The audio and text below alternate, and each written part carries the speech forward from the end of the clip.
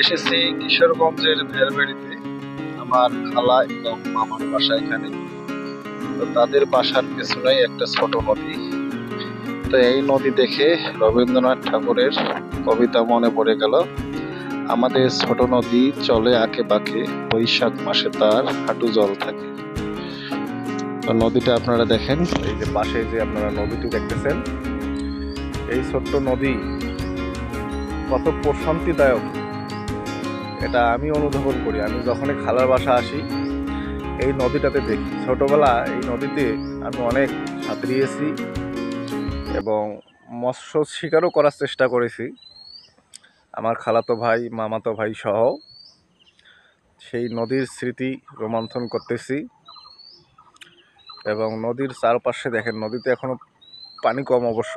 এখন জানেন যে আপনারা খরা চলছে, গ্রীষ্মকাল।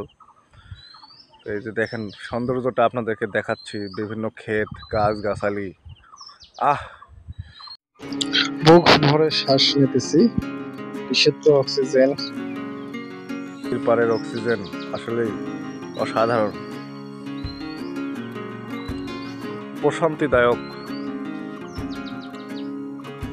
আর পেছনে আরো কয়েকটা ক্যানেল আছে এবং নদী আছে, আমি সেটা আপনাদেরকে দেখাবো, একটু পরে দেখাবো। নদীর পার হয়ে হাঁটছি এ সময়, গরমের সময়। এই সময় স্বভাবত নদীতে পানি কম অথবা পানি নেই, হাঁটু জল। তো বড় বড় নদীতে বাচ্চারা খাচ্ছে,